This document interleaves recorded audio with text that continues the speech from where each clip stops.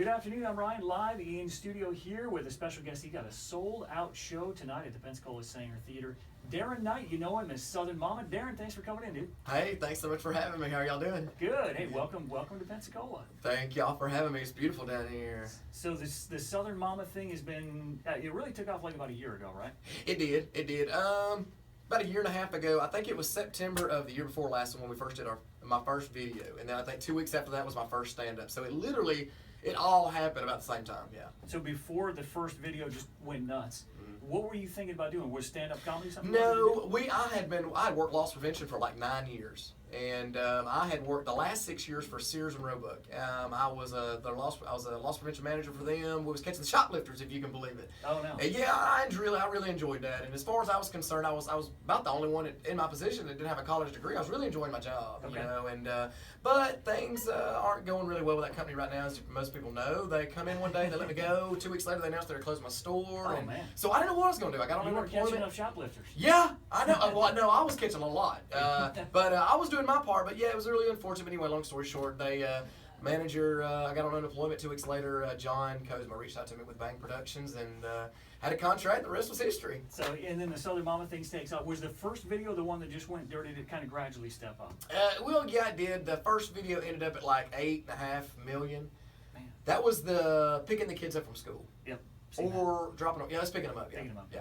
And, Yep. and I think the snowstorm one is probably one of everybody's favorite. I mean, it's like 27. Well, I don't know if it was so much everybody's favorite, whether it was perfect timing. You know, we had the storm coming in, and then I noticed a lot of meteorologists shared that video. But when they did that, they shared it on their news Facebook pages. So there are all these other people that are seeing it that had no idea who I was. Right. They're seeing the video, but yeah, it was a very comical video. That was a favorite. I think the snow video, the baseball mom, and my personal favorite, I don't know, some people haven't seen it, some people have, but I like the trade day. You ever seen the trade day one? I haven't seen that one. Yeah, it's a pretty good one. I I'll like check that that one. out. So, yeah, they all took off. Well, what's funny to me is that my mother was very quiet and analytical about Yeah. things. When I was going to get tore up with a fly swatter, it was always, okay, here's what you did wrong, and here's what we're going to do to not do that again. Right. And now I'm going to tear you up for 15 seconds with a fly swatter. Exactly. There was no raised voices, but in this line of work, we do a lot of fairs and festivals, so I see the Southern Mama Oh, yeah. all the time. Oh, yeah. And you've done a great job of just personifying that person. Well, thank you so much. Yeah, my mom was a little different. She come in swinging first and then would ask questions later. So, you know, if she was pretty sure about something, you was going to know it. So Yeah, I would imagine. You've said that this is based on your mother and your grandmother. It is. And they must feel like celebrities with this. I think they do. They're eating it up. You know, they really like it. You know, and I've had a lot of people ask me, like, you know, does your parents or does your mom or grandmother, do they feel that you're maybe not portraying them correctly? Right. No, that is not the case. They agree fully. I like to say that 40% of the Southern Mom character is my mom. The other 60% is my grandmother, because I've said that a million times, but she is just a little bit more animated.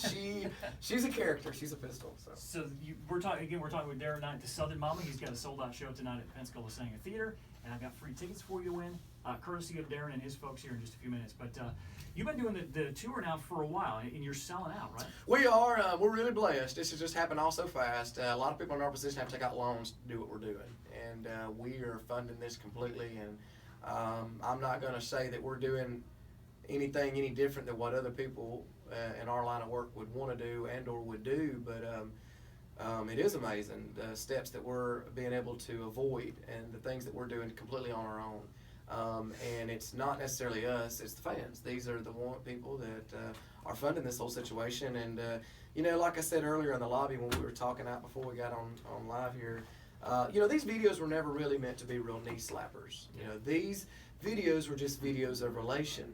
And they took off like wildfire, you know, and I'm glad that people find them, the comedy in the videos, and I'm glad that people can relate to these videos. But these are just stuff that we heard growing up, and I think that it's something that no matter your race or your how rich you are, poor you are, it's stuff that we all heard growing up. Yeah. So.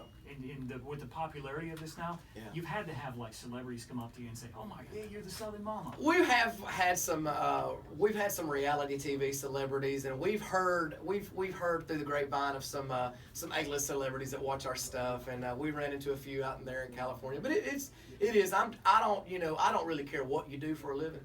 To me, if you get up 5 o'clock in the morning and go dig ditches for the city, or you ride around in limos all day. I don't really care. As long as you can relate to the videos and it makes you laugh, if people are happy, then that to me, that's, that makes me, I know that sounds corny and cliche, but that really is the whole reason I'm doing this.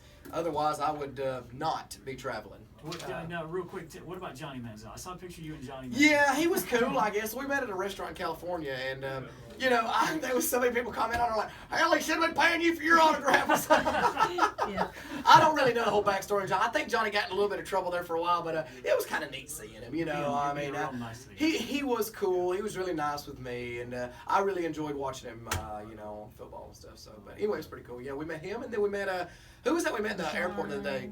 Deshaun Watson. It was The quarterback for Clemson.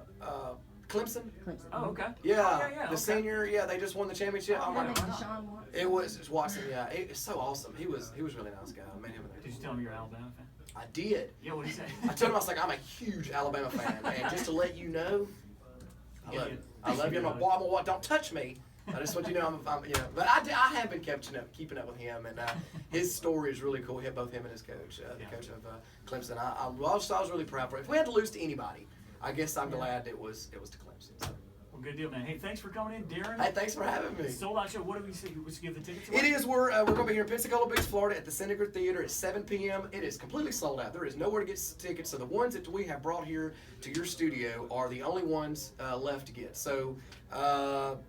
Best of luck, whoever out there wants them. Let's do it right now. We'll take call in 310-9102 or 844-9-NASH FM. Darren, thanks for coming in. Hey, thanks so much for having me.